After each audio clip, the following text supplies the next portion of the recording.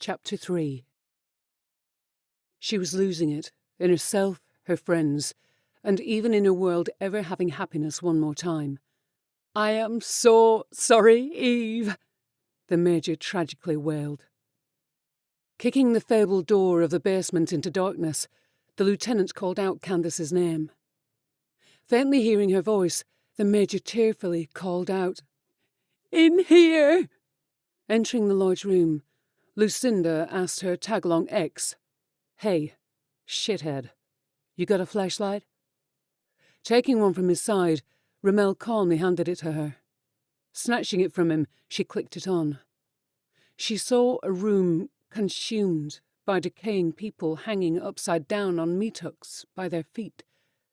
"Great," the First Lieutenant stiffly announced. Cautiously travelling through the room, Hawke and Ramel felt ill to see humans carelessly discarded. Calling to the Lieutenant, Candace wished, "Where are you?" Hurrying to her teammates, she consoled, "On my way." Seeing the Major held to a concrete wall, the two of them quickly helped her. Being the tactless ass he was, Ramel commented, "We found someone not hanging around." Ignoring his failure to make a joke, Lucinda asked, "Where's Eve?" Now freed, shook, Candace would never be the same, as she pointed to a tragic end. Going with her point's motion, they saw Eve upside down, like the others. Allowing no tears to come, the team leader unsheathed her combat knife. Cutting the rope at her squadmate's ankles, she demanded of Ramel, "Cut them down." Disregarding her order, Ramel told her, "We don't have time, and there's probably 90 of them." As if a reflection of her personal judgment, she sucker-punched her once-husband in the jaw, knocking him to the dust. "We can't leave them like this," she sadly said. Having had all he could of her antagonizing, Ramel got up and pulled off his flamethrower. Dropping her knife, 9mm plus a sniper rifle, she anticipatingly stated, "This is what I should have done when you handed me those divorce papers." Launching at her, the First Lieutenant heedlessly threw a right. Catching his fist, she let loose a backhand. She stepped forward to deliver another attack. Being hit, Ramel kicked her in the chest. Stumbling, Hawke suffered a straight punch and a hook, too, to her chin. He recalled his left hand, going for a KO. Jumping, back-kicking, while she fell backwards, Lucinda clipped him in his Adam's apple. Collapsing to the ground, pluming dust at the same time, they windmilled to an upright position. Instinctively, the jilted lovers went at it again. Punching together, they ravenously hit one another's knuckles. Smashing hands, they did it 4 more times. Squinting in momentary pain, she gave her hands a rest. She foot-sweeped. Flipping, the First Lieutenant just missed her body. At ease, Lucinda stood, rubbing her jaw. "How's your head from the neck up?" "That's right. You never could feel that anyway." Retrieving her weapon, derangedly disregarded on the floor, Candace shouted, "Could you two put your shitty divorce on hold till we cut down my friend? Someone neither of you knew nothing about." Stopping, Ramel and Lucinda Hawke grabbed their things off the dirty basement. Using their knives, they helped. Giving the dead respect, they both showed some goddamn sentimentality. Completing his scan on the egg, Kin said, "Lucinda, the scans are done." Intrigued, she replied, "What did you find?" Continuing to watch the opening to the wall, Yoshi awaited his brother's statement. "If I didn't know better, I'd say it's nuclear energy, but if it was, we'd all be incinerated." Poking his voice into the conversation, Vigo asked, "Why?" while he cleaned the bloody fur from his hairless head. Showing Yoshi his findings, the Aussie intelligently read it out loud. "For one, it's nuclear power, and it's off the chart. Enough to light a city in the old world." Done reading, Yoshi consequently spoke. "If anything happens to the eggshell, we're foobarred." Being the only one in the group not lip-flapping, Ray intently glared at the egg. Nonchalantly, the shell started to crack. Seeing he was the one who saw it, Ray wished to save his friends. He yelled, "Run! The egg's opening!" Urgently sprinting from the room, Yoshi, Kin, Vigo, and Ray entered 104. Firing his Gatling gun, Street Rat blasted the wall to see an animalistic mutation ready to fight. Exiting the butcher shop, now fully armed, Lucinda and her companions stood in San Francisco's warming sun. Putting a displaced knuckle back in, she remarked, "Your fortunate cat stopped us when she did. You'd be on your ass still." Coughing from the pain in his throat, Ramel laughed to say, "Yeah, I bet." Seeing the way the two people who loved one another now disregarded, Candace altruistically intruded. "What drove a wedge between you two?" Uncharacteristically holding her tongue, Hawk allowed her ex to speak to his bull. "It all started the day she joined Mars Squadron. I was 4 years ahead of my wife, as well as in age, but that never mattered to anyone." Shaded by anger, Lucinda listened. "Behind my back, my own wife applied for a match between me and her. Unknown to me, she had been studying my classified file, plus attack forms. When it was announced, I was blindsided. I had to fight the love of my life till one of us was dead or quit. The bell rang. She already knew my every move, then beat the crap out of me. In the end, I valued my life more than my job." "You gave up?" Candace questioned when they came to the Golden Gate Bridge. Sneering, the first lieutenant made it clear. "I had to. I couldn't win." Shaking her head, Lucinda truthfully relented. "Remember my first week there? You talked to the commander into filling my gun with blanks on my very first mission." Shoving her middle finger in Ramel's face, she said, "What did you call it? Now I recall. Taking away my security blanket." Wanting to clock him again, Hawk ranted, "If you didn't pull that shit, James Tucker would be alive." Grabbing his collar, she wrenched it to remind him of his failings. "James had a wife, 2 kids, a family, you jackaw.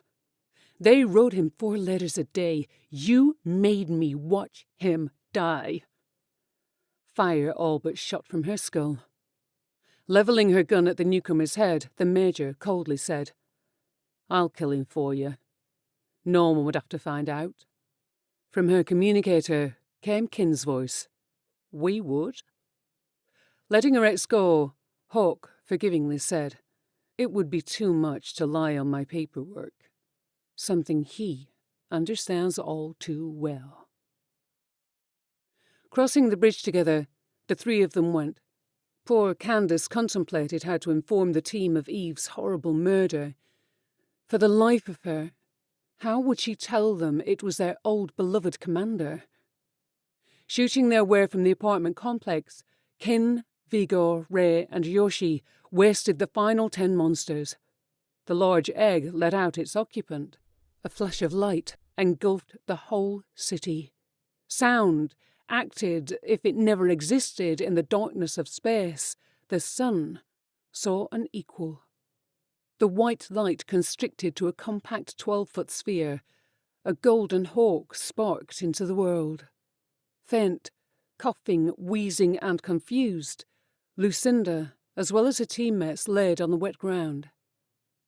Forcing herself up, she searched to and fro. The lieutenant was the only one standing.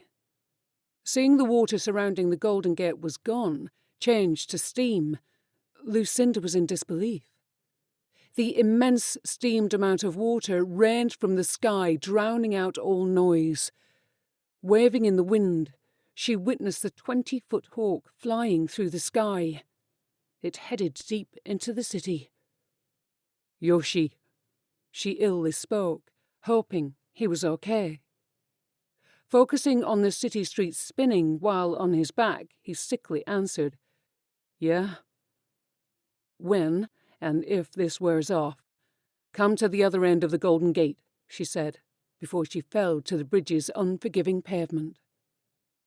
In 2025, the city of Washington, D.C. was wiped out by an enhanced airborne form of HIV.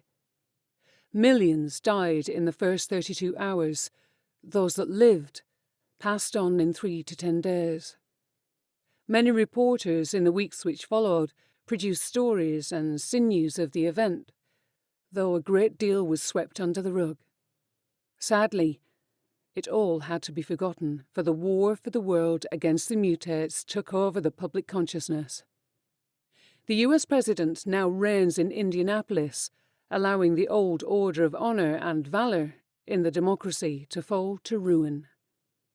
Deconstructing the White House, its citizens couldn't allow it to fade from the future. Reinstating it in 2030, a countrywide ceremony remembering precious ideals for a want of peace and freedom. Because of the war, the government was taken over by the military on January the 22nd, 2033. To this day, it is still so. The leader of the army, Atlas Cunningham, managed internal endeavours, undermining all others. Within the White House's state dining hall, Atlas sat next to the acting president at the general's retirement party. The president was an interracial African-American woman. She definitely paid attention as offered a toast. Donned in designer tuxedo, Cunningham gentlemanly announced, "In the 15 years I've overseen the military, we've won many battles, which means that this old soldier can finally take a seat. I am happy, as well as honoured, to pass the torch to our great president, Athena Olympia." Welcoming her, the general and the room's occupants applauded her appointment. Joking, Atlas mentioned, "To not forget anyone, First Lieutenant Rommel Hawke is on assignment, making him unable to join us. I wish my friend all the luck in the world." Hurrying into the dining hall, a presidential secretary urgently spoke at Athena's table. "Madam President, San Francisco's let loose on an egg mutation." Choking on her wine in disbelief, Athena avoided pointing to Atlas, saying, "General, you've been let go, so this is out of your reach." Leaving where he was not wanted, Cunningham, followed by an angry Mars squadron, smashed fine china on the floor while they left. Smirking at the let-go general, Athena commented, "We'll send out our new soldier." Helpless to do anything, her aide shivered in her red pantsuit, asking, "Why? Haven't he been stamped unusable and unsafe?" Rudely answering, Athena said, "I am in complete control of the army now. I say what happens, not fearful old men." The scared blonde aide thought that she had to somehow speak to Atlas. Hurrying from the White House, the dejected woman pounded on Cunningham's limo window. "What?" Atlas cruelly wondered. Out of breath, she told him, "Alpha 21175. Nodding, Cunningham shut the window. He then coolly stated, "To the Mars Squadron HQ." Seated in the black limo's cab with him were 2 black-suited female infantry soldiers. "Sir, what she was saying," one of them wanted to know. Stricken with sincere tone, Cunningham made clear, "Our president is reopening the mutation anathema."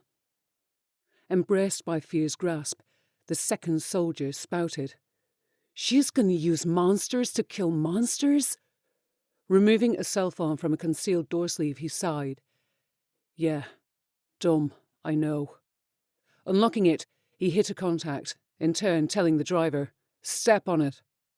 Hearing an Englishman's voice on the other end of his call, Atlas ordered, "Captain, if any presidential agents come to the lab to release Animal 215, get out of there."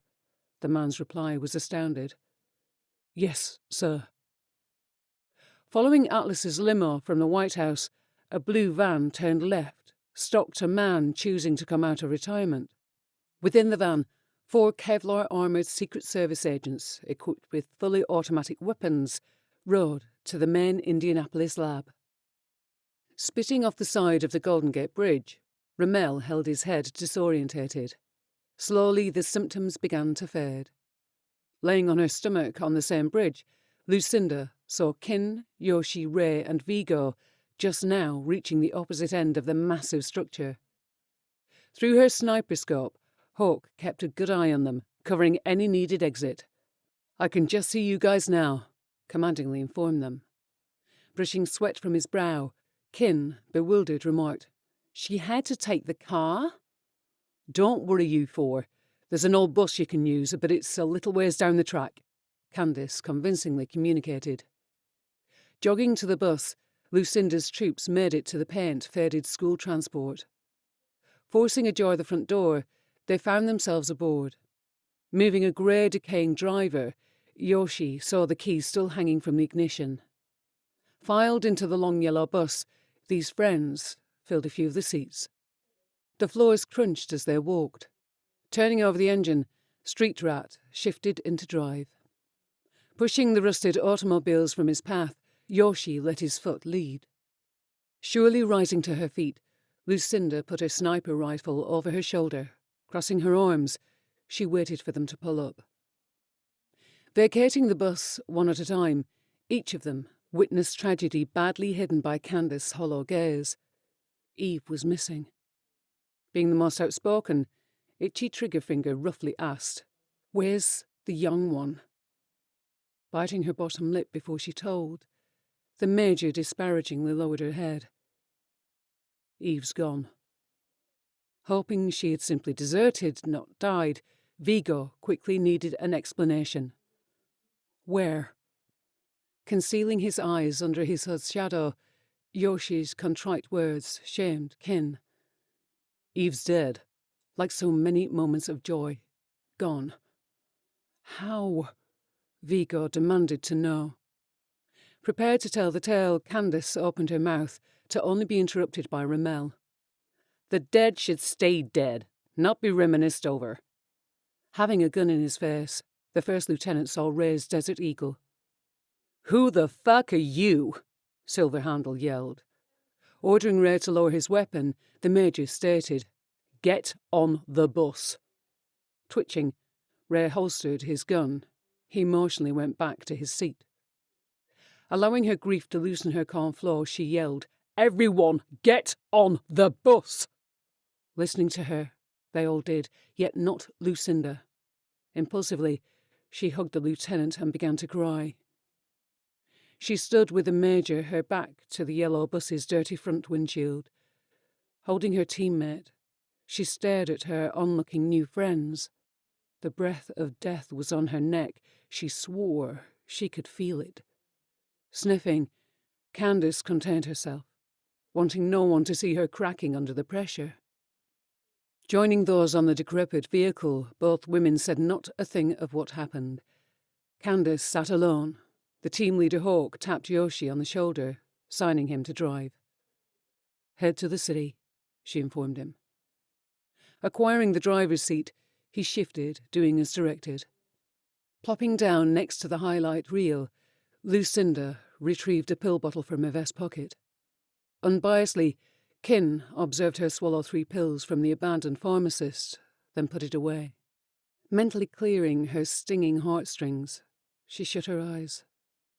She pictured Eve, her father, the boy she accidentally shot, finally Private James alive for a moment, gifting herself sleep for the first time in 59 hours. Tiananmen's germ-free precious work environment, state-of-the-art equipment, devilish people. All these held place inside Indiana's main mutations lab. Coming to a screeching halt, the Secret Service's van stopped before the lab's mysteriously left-open metal door. Conveniently leaving the van, the agents went into the lab. The dark wooden security desk in the lobby had been overturned. Blood-stained papers riddled the spotless marble floors. Mindful of the possible danger, the 4 agents silently went to the elevator. Fearlessly, they travelled left, leaving the raised lift. Looking down at an unknown animal's rendered body, a man-sized being stood with its back to the agents. The asunder beast was once a protecting Doberman, torn as if evil was ripped from it. Looking at them in a single turn, its skin only moved, while its body position stayed facing away from them. Stepping from it, the agent nervously questioned, "Who let them out?" Moving along with its skin, the being met itself. Following him, another agent, frightened to talk, whispered, Do you think their master has been set free?" From behind them, the agents heard a man's voice. "Who?" "Me." Going back to back, the agents emptied their weapons. The man who spoke to the agents had black hair, shining blue eyes like glinting pools of aqua majesty. A baggy red shirt hung from his upper body. A white lab jacket donned his attire. His blue jeans hid away boots of black. If they had been shooting light beams from flashlights, he smirked while he walked to his prey. Running out of rounds, the courageous agents charged at their foes. Laughing, the strange man shoved his hands through two of the four men's chests. Recoiling his hands, the man caught the last two with his fists, jerking down and then forward. He tore off one of both of their arms, then forced the bones through their skulls. Letting go of his victims, the man spoke. "Humans, born from God. Man made gods. Man creates me. Perfection. Inviolable me. Man's destroyer. My mutated brother's savior. 01 is my name. The fear starts now." The Oval Office has been the meeting point of many great political figures, those who sought voters held at the grand desk. Athena was having a meeting of her own, with a sergeant named Keyman. Keyman appeared to be more machine than human. Her right eye was animatronic. The lens bore crosshairs. Her legs were not her own. She lost them in a distant time, long gone to her now. A cybernetic right arm and left ear, she also showed scars from deadly battles she was covertly thrown into. At ease, Keyman's short auburn hair was put up in a ponytail, extenuating her cinematically gorgeous face. "Why have I been sent here?" Keyman asked a welcoming Olympia. Pointing to a chair in front of the resolute desk, the president briefed her. "At 900 hours yesterday, a team of Captain Evan, Private Fix, and ex-Mars Squadron Lieutenant Lucinda Hawk." Keyman's facial expression showed a remembrance of one of them while she continued to pay attention. "The three of them were dropped into California on a seek and destroy mission. We've asked for your expertise on this one. Find any remaining members of the team and finish the job." Having not taken a seat, Keyman stated, "Yes, ma'am." Leaning back, Athena satisfyingly said, "The association and suspects have been added to your memory banks. Good luck." Saluting her commander-in-chief, Keyman left the Oval Office. In the short time she was president, Olympia had already redecorated, as well as a few hirings. Athena would exact her will on all she saw. Coming back from the darkness of sleep within the inner decrepities of the dead city, Lucinda saw the streets covered with fallen diamond skins. Standing in surprise, Vigo wondered, "What's all this?" Looking out of his window, Kin remarked, "No way." Cleaning his silver Desert Eagle, Ray kept quiet. Readying her double-barreled weapon, Candace awoke Ramel with a punch. "What?" he softly said.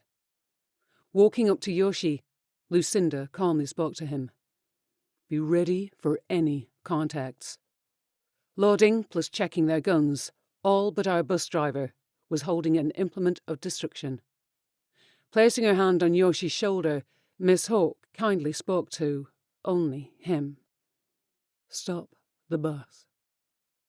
Pushing down on the brake, he stopped the rusty yellow school bus at the edge of the intersecting road. Nervously, Vigo spoke up. "Why are we waiting?" Athletically climbing to the escape hatch on top of the bus, Lucinda stood on the tip of the 2 seats below the exit.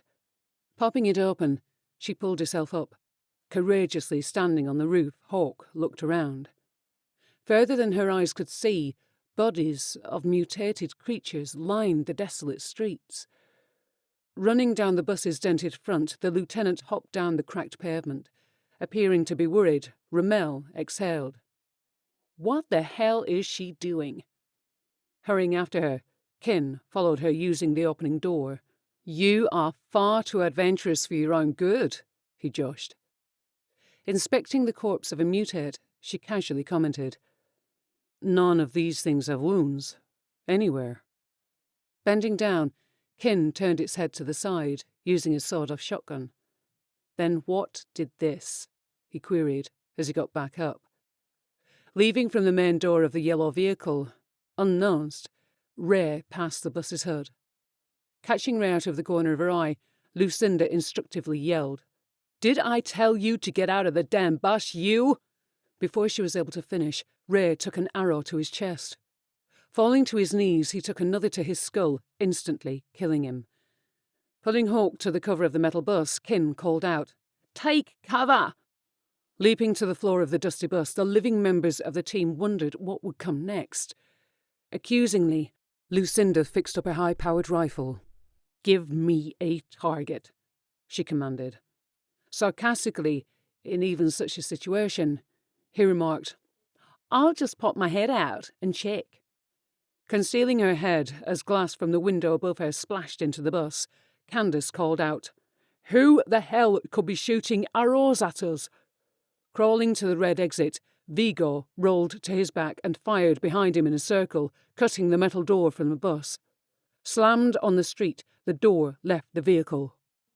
He then yelled to his teammate, "Use the door, Ken." Shimmying to the rear of the bus, he loudly asked for cover fire. Dragging the highlight reel with him on the ground, Yoshi balanced the gun on a seat next to him. Letting loose in his attacker's direction, he exclaimed, "Go!"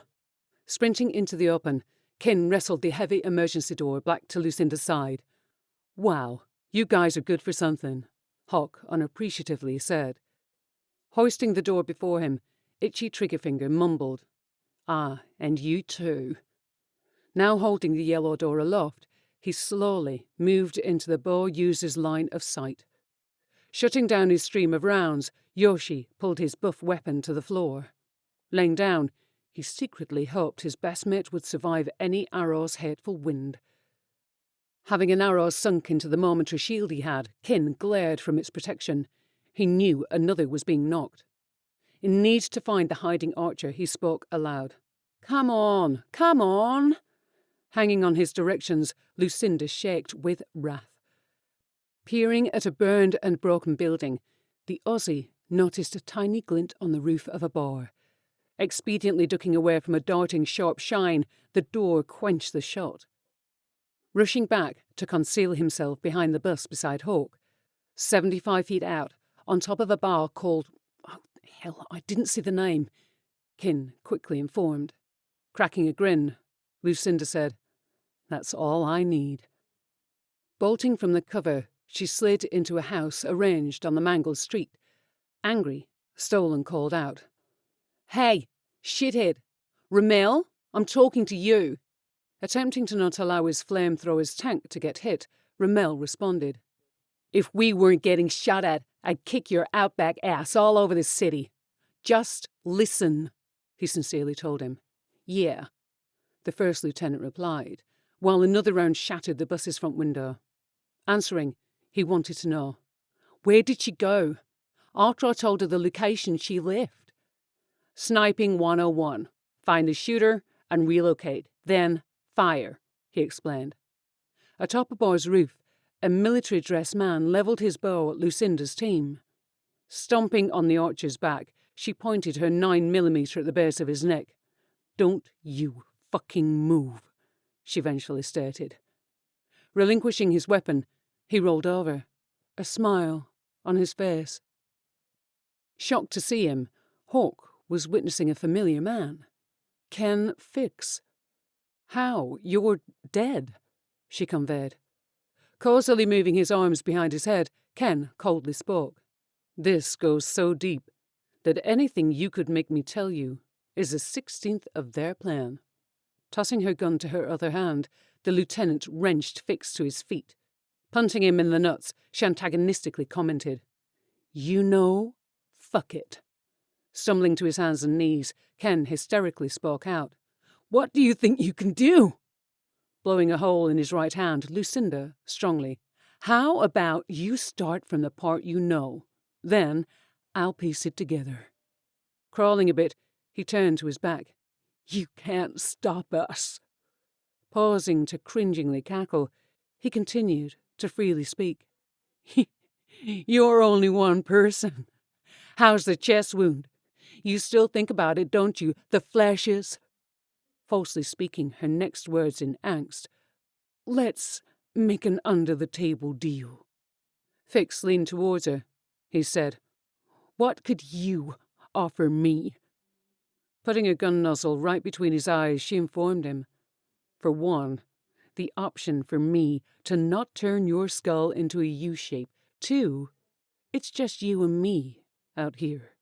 Moving closer to her weapon, Ken toughly noted, "They train us to die when needed."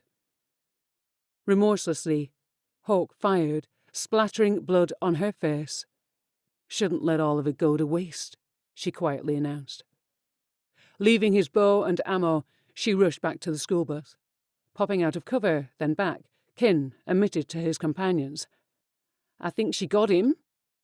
Caring little about everyone around him, Ramel called out, "You can go and check while I stay right here." Mustering his courage, Vigo spun from his back to the exit. Happily unscathed, he spoke. "All clear." Standing, Candace questioned, "Anyone hit?"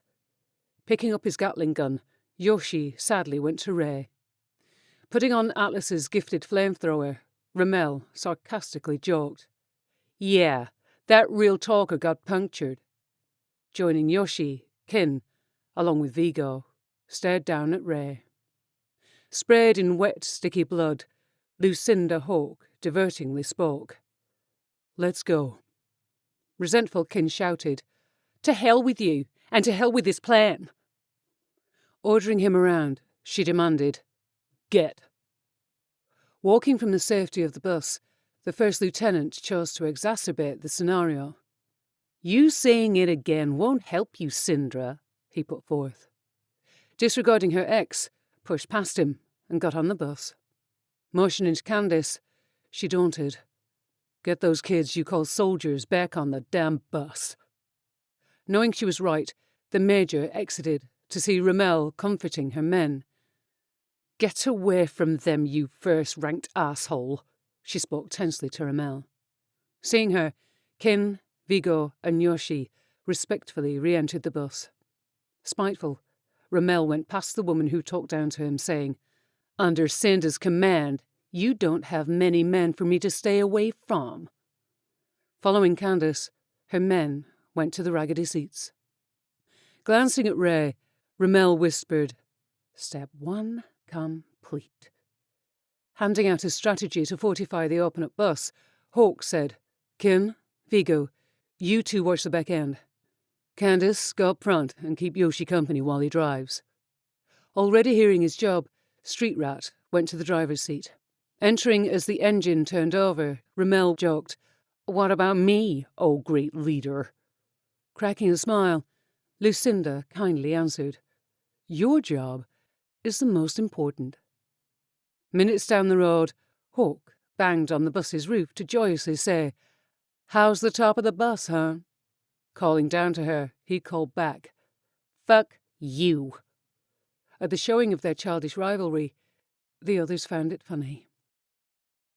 Plague, pestilence, war, all and every act of evil sprung the birth of 01.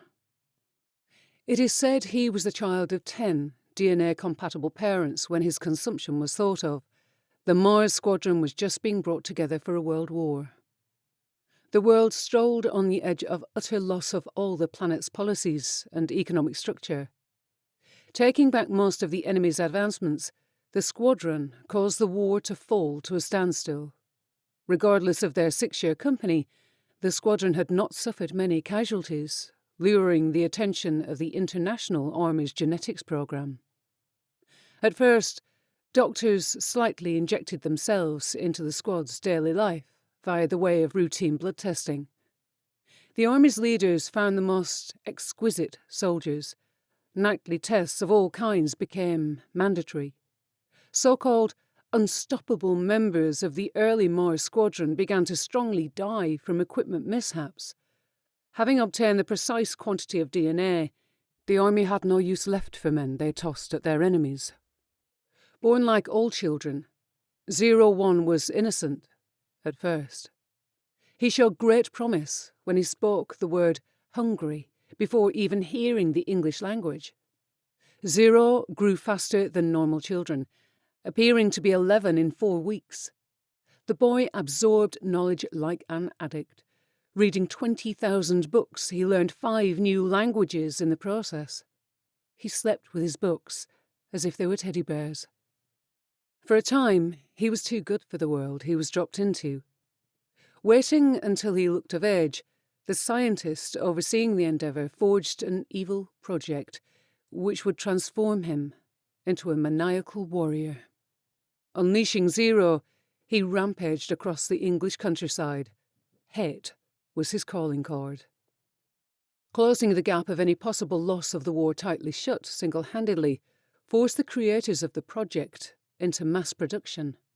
Soon, they found that the new children were mindless and easily lost in small tasks. Flying 01 back to his place of birth, the International Army would test him against his brothers and sisters to see where they went wrong. Entering the lab with his siblings, he found they feared him, running plus screaming at the very sight of him. Under the microscope, their blood was identical. Why was the unending question ringing through 90 of the lab's greatest minds? Alarmed by the anomaly's existence, which hid in 0, his handlers immediately exported him back to the dark heart of the war. When reviewing the DNA commenced, 0 pondered his own experience. I was made to only kill, just to destroy. Can there be more? He ruminated over such things on the battlefield, Hutenbel, on the coastline of Brazil. Once dawned Sao Paulo, its name was unceremoniously changed, as a new ruler chimed it, Hutenbel, after his wife, Jane Lebel.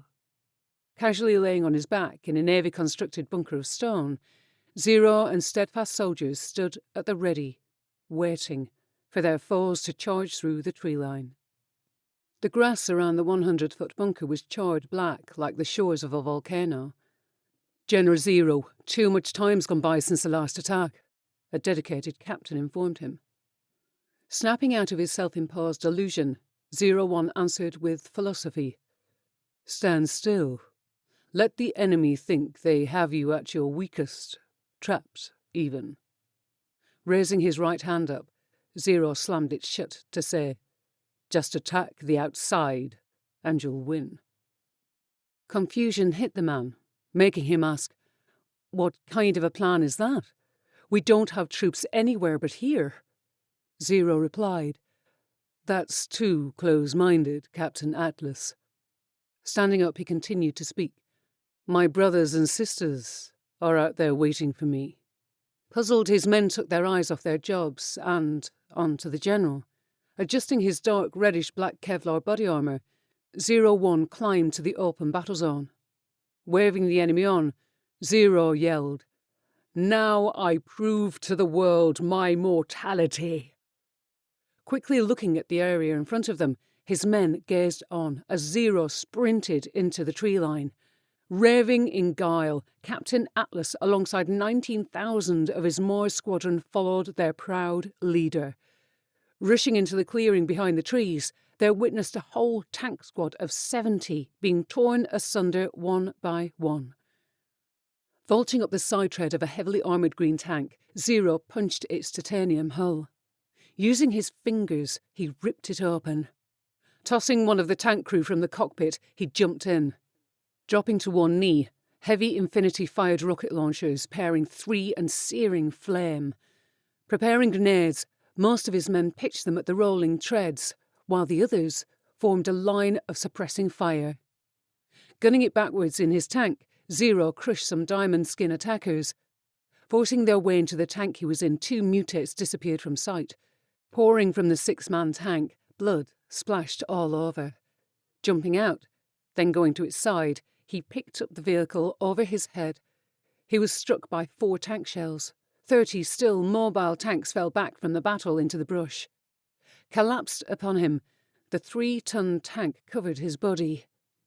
Wrenching the heavy vehicle in 2, he hopped to his feet. His Kevlar suit continued to sunder and peel away. Patting the embers out, the genetic warrior commanded his troops. Split and flank them through the brush. Committing to his orders, they rushed off. Bold-facedly advancing on the panicking swarmed tanks, he took another dangerous shell. Relentless in his own way, Zero emerged from the flame. Inhumanly leaping into the nozzle of a devastated tank, he then went to the next as it was obliterated. Rolling beneath the 3rd nozzle, Zero tore it off. Berserk, he demolished 2 others, annihilating them. Hordes of exploding shells from 27 retreating tanks bombarded his position. Smashing flat many of the armoured attackers, sent their number to 17. Creating a pincer manoeuvre, his men mopped the remaining fighters. Hearing the deadly whistle of mortar fire, Zero yelled, "Take cover!" Why were humans after him? The mutates should have been the targets, not him. At the same time, he left the mortared zone to see 20-foot trench full of shooting opposing forces. Repeatedly being pelted with lead, Zero started to madly laugh. "I cannot be killed by things like you." Dropping down into the trench, alongside the soldiers, he rendered 3 of them before they could fix bayonets. Lunging at Zero, a bayonet-fixed French soldier punctured his lung, yet juggernauts never die. Snapping the blade in twine, he punched his shiver in the chest, sending the lifeless man at his companions, knocking many of them over. Removing the oh-so-bitter end of the blade from his side, Zero turned it on his off-kilter floors. Emerging out of the brush, Atlas and his troops, darkened from hiding from explosive mortar rounds, they only saw the aftermath of Zero's rage. Dripping crimson life, the general calmly left the trench. Bloody weapon in hand, entombing the dirty blade deep in the ground, he knelt to one knee. "Whoever this is, they'll be sending out the main force soon, sir," Atlas, warning, told his superior. Groaning, Zero stood. Confidently he announced, "Shortly, there won't be any of their main force left." Screams from the enemy camp in the north rang across the battlefield. "Let's get moving, soldier," he cried as he ran off. Chasing him in the opposing camp, it was aflame and plagued by lost lives. Claws had splayed bodies everywhere, yet minor drips of strange metallic blood laid on the shambled soil. Reloading his rifle, suspiciously, Atlas questioned, "Sir, what happened here?" Stepping over a sized soldier, Zero called out, "Make yourself known to me." As if they had been there the whole time, 700 sickly brothers and sisters uncamouflaged, depicting a scary skill. Going eye to eye with one of the males, Zero brashly made clear, "They're sloppy." "Of course they're sloppy, sir. They're monsters," Atlas weirdly stated. Spinning around, Zero accosted yelled, "That's enough of that!" Pointing weapons at Zero's so-called family, the Moore squadron awaited only Cunningham's word. Scowling at his men, 01 ordered, Lower your arms. Speaking for the mutineers, Atlas authoritatively said, By command of the High Council, you are under arrest. Your monstrous family is to be eradicated. Clenching his gloved fist, Zero lowered his head in despair. His speech admitted the pain ebbing to the edge of his voice. For all we've done together, you still think of me as something uncontrollable. Tell me one thing before you die, Atlas. Tightening a finger around the trigger of his weapon, he replied, What, sir? Why? Zero wondered while raising his brow. Cocking his rifle, Cunningham sadly spoke. They're afraid of what you could become. Locking eyes, both men saw the reason for what they must do. While rockets and bullets flew through the air, Atlas and Zero made sure not to engage one another. 24 years have passed from that day. Thankfully, Zero lost the lung wound to his long incarceration. He would not be undone. His DNA made that a fact. Gassing, injection, firing squad, even a 5-star Air Force bombing didn't stop his frozen heart. In the parking lot, outside the Indiana Genetics facility, Zero had emerged from his cell with 400 of his still living family. Gazing into the illustrious city, made in glass and metal, he was enamoured by its drastic 24-year change. Indiana's city had manifested towards a land of monstrous steel structures he once knew as skyscrapers, but they had vastly expressed a new, actual flavour. Each of the 26 sky towers was snugly fit with solar panels.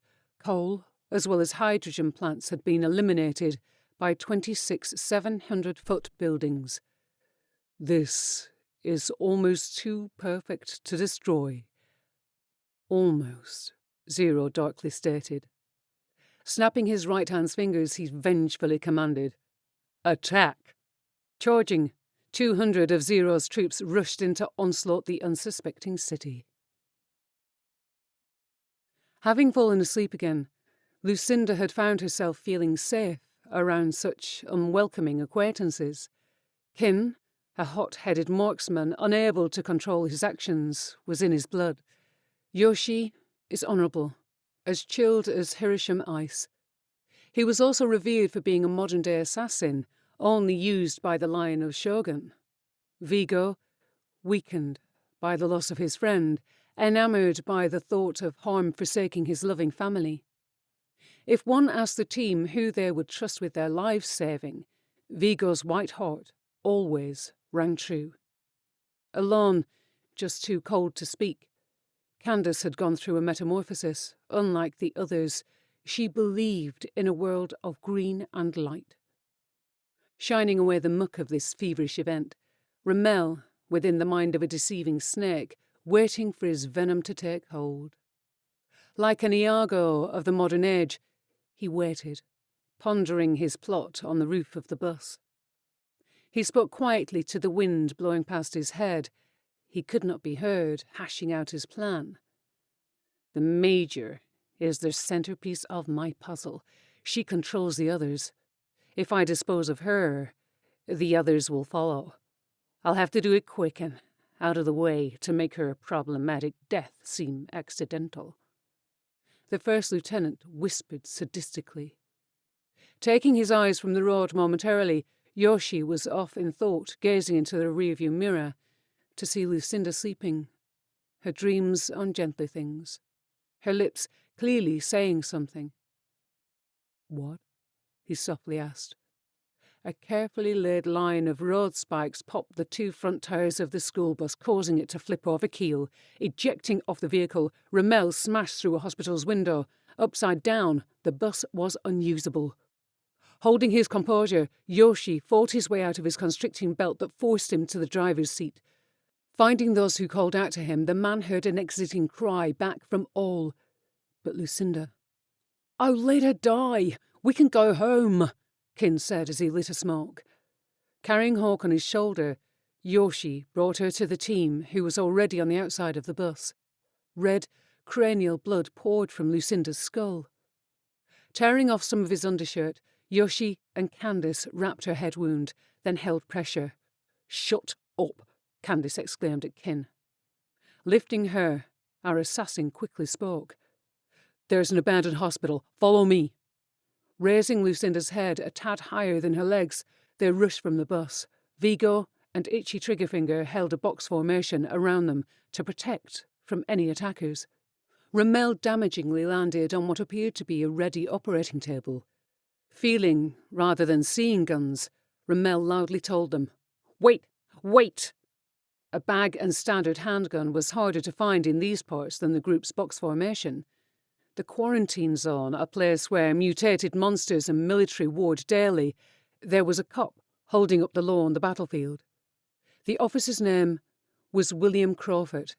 He appeared to be a red-haired Irishman. William stood greatly reserved, more so than any other of the time. At 6'4", 225 pounds, such a man oversaw about 4,000 citizens. Lucinda had found her needle in a haystack. All she must do now is live. Walking down a spotless hospital hallway, which was once a church, Crawford accepted a piece of paper. The page held daily information. Exiting a room he'd just passed, a female surgeon removed her bloody gloves and mask. Tossing them in a large bin, the woman then pulled off a blue head covering. Her short blonde hair was buzzed down. Sending the cap to the same place as the dirty gloves, she scratched her head gently before she spoke. 5 outsiders entered the complex today. One had a severe cranial wound. Her South African accent caught William's attention. "We ripped her away from the wanting hands of death. Now she's in recovery. Another," she said what she said loudly, so she knew he could hear her. Holding up a finger to listen, he continued to read. Understanding, the doc followed through, yet lower. "A male we have in holding. He shattered one of the camouflaging windows. When we removed him from the operating room, he put 6 of my colleagues in intensive care. The soldiers had to knock him out to stop his rampage." Finishing the memo when she talked, William said, "This reads that the others have been given clearance to level 1 citizens area." Going with him, he pushed open a pair of double doors at the end of the hall. Letting out a grunt, he said, "Suey girl, I want outsiders to send their money here as much as the next guy, but what if they're a bunch of crazies?" Standing up for her division, Suey made clear, "One of them's an acting major of the Navy.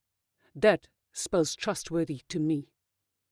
Speeding up his walking, William brutishly remarked, "OK, love, I'll check them out, as well as see why they dropped in."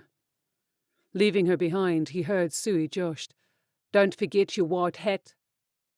Exiting through the doors, Crawford entered Lucinda's room. It was a double room, made for 2 patients. For now she laid in her hospital bed. Hawk was a singular patient in the room. Though seated in a rocking chair, Yoshi stared at William. He made himself known to him by knocking on the open wooden door. Vigo, Candace, and the room's rocker were trading watch. Now was Yoshi's turn. Poking his head in, William, introducing, said, "Hi." The assassin's hood was on, hands in his shirt pouch like pockets. The Navy SEAL made it apparent he was awake. "Who are you?" Maintaining professionalism, William told Yoshi, "William Crawford, Sheriff of Hayes Valley." Looking to Lucinda's wound, he kindly said, "The report informed she was hurt in some kind of crash. We repaired a skull fracture. There won't be any brain damage. She should wake up in a day or so." Paying more attention to a rocking back and forth Yoshi, William insensitively asked, "I'm just here to do my job. I've got people to look after, you know." Focusing on the street rat, he stated, "You better tell me something, or you'll go into holding along with your friend." Flicking back his hood, Yoshi antagonistically spoke, "You, I should shove this rocking chair up your ass before you try." Taking a step forward, the sheriff strongly said, "I'd love to see you do it, you tiny bastard." Rocketing from his chair, Yoshi flipped it over his head and began to swing it at will. 5 minutes later, Vigo, Candice plus Kin ventured to Hawk's room. Kin held a fast food bag for him, and his boy, Vigo, had actually found a place which sold super 7-layer nachos. He was also drinking a big foam cup of coffee. Grasping a paper bag of her own food, Candice was eating an ice cream cone, an indulgence none of them had had in years. Leaning up against the outside of Lucinda's room, Yoshi was wearing a shiner. "What happened to you?" the Major concernedly asked. Taking a chip from Kin's bag, he conspicuously told, "The Sheriff, William Crowford, stopped by." Going into the room, they saw the wooden seat he was sitting in was splintered all over an Irish cop who, with a busted lip and a broken nose, was unconscious in the other bed. Fully removing the 7-layer nacho platter from the bag he was carrying and offering Yoshi some, he ate using his open hand. "That would be?" he questioned. After eating a cheese-smothered chip, Street Rat said, "Sheriff William Crowford." Oh, Candice understood, while her and Vigo went to Lucinda's bedside. The last remaining lights of freedom and peace rested on the square shoulders of Cunningham, or so he thought. While he, along with his entourage, left his long black limo, Atlas knew his bright world was falling. The weapons lab they had driven so long to get to had already been destroyed by the time they got there. The whole city had been levelled to ruins. Regretting his visit, Atlas looked around to see what could have been done. Such a cold thing to the once great city of Indianapolis. Clawing splashes of acid dawned everything. "Mutants here," he said in disbelief. "Sir?" his driver stated. Peering closely at one tube of acid splashes, Cunningham quickly yelled, "Get in the car now!" Rushing Atlas then froze to hear his people tell him, "Sir, he's behind us." Slowly facing what was to come, as if he knew 01 would gift such a time, Atlas watched his old friend. He hadn't changed over the passage of time, yet Cunningham had. He had grown a bit sideways, plus suffered a battle wound. It made him a little slower than the old days. Singularly standing on the roof of the ex-general's limo, Zero had his arms crossed. In anticipation, he taunted, "Got you, old man." Smirking, Atlas replied, "You got uglier." Walking down his opponent's hood, Zero coolly asked, "Funny, I haven't changed at all." Interrupting Zero, Cunningham brashly commented, "Why are you letting us live? I know you unleash your demonic family. Most likely, you have us surrounded, so why?" Plopping down to the cracked parking lot, Zero happily related, "Because I want you to know who stabbed you in the back. Why I'm here." "What are you talking about?" a confused Cunningham asked. Momentarily snapping one of Atlas' two soldiers' necks, Zero simply continued to explain. "You think you were just removed from power because it was time, or that the secretary in the Oval Office overheard the president's plan accidentally?" Stricken, Cunningham queried, "Who? Someone had to allocate all this while you were taking a nap. Someone just high up enough to get the ear of all these people." Punching the driver of the limo in the heart, instantly ending him, Zero spoke. "Is it on the tip of your tongue? Try. Say it with me. Ramel Hawk." "No, I can't believe it," Atlas cried. Staring into the eyes of his old friend's last woman standing, Zero sarcastically spoke directly to the woman. "I'll let you hit me once. Come on." Averting his gaze, the woman's commander encouraged. "Take the shot, soldier. It will be your last act on Earth." Summoning her whole life into one hit, the valiant warrior fired, colliding with Zero's nose. Good. Next my chin. It's kind of itchy, he modestly stated. You see, I like you. Not a great amount of people would have done that, Zero said, impressed. Puzzled, the soldier removed her knuckles from 01's face. What are you going to do? Sadly tilting his head, he informed the 29-year-old. A quick, painless death. He then instructed the woman to hold her breath, as if a mother to a child. Zero brought forth the end in light of darkness. Disgusting, even more confused, Cunningham asked, What? I don't understand your actions. You're a killer, not an empathetic euthanizer. Lowering the body softly to the ground, Zero stood speaking words he exquisitely prepared.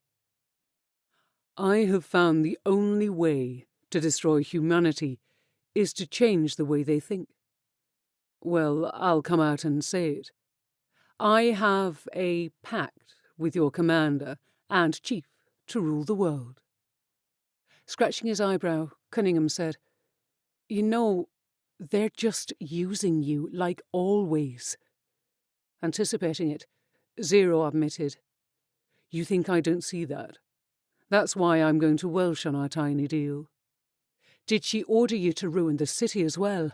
Atlas wondered as he shook his head.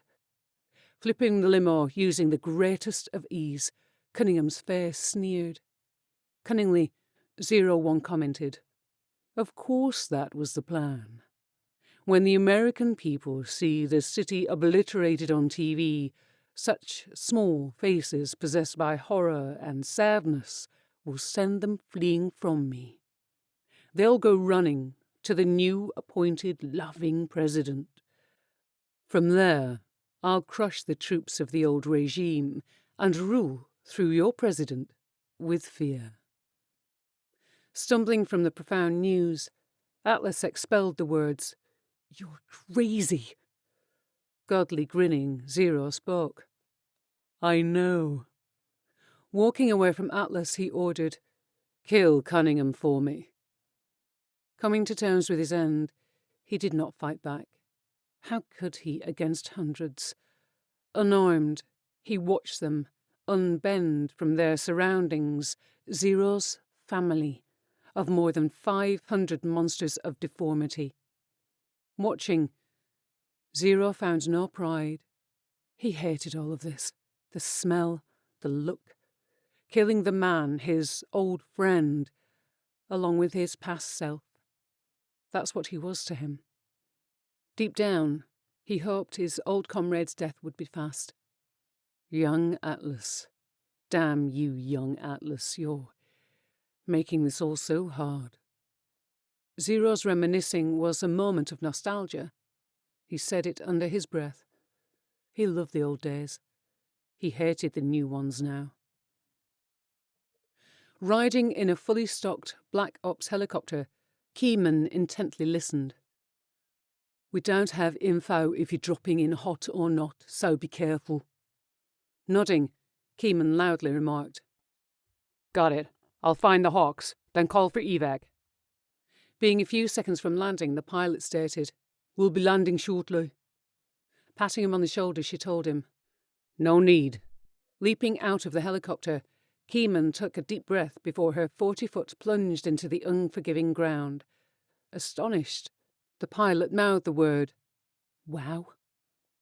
Going through the top level of a parking garage, she landed, then started a dead sprint. She was on the third level of the car garage. Her goal was to get to the street. Being the heedless woman she was, expediently jumped again, clearing the shambled guardrail. Keyman leapt towards the car-covered streets of San Francisco. They were riddled with the bodies of mutated creatures, ranging from diamond skins to vipers, as well as the aquatic animals. What's all this? No wounds, she spoke in interest. Clearing her throat, she carefully spoke. Keyman, Agent 5. It seems that all the mutants in the area are dead. A soft beep sounded, stating that it had properly recorded her report thus far. Now to link up with the satellite, Keeman calmly said as she blinked her robotic eye.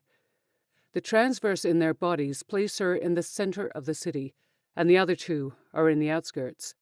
Blinking her eye once more, doing so switched off her link. She then continued. The lieutenant's my main mission. Into the centre I go. Rushing off towards a helicopter moving into the distance. Travelling at the speed she was, Keeman would be arriving at her destination in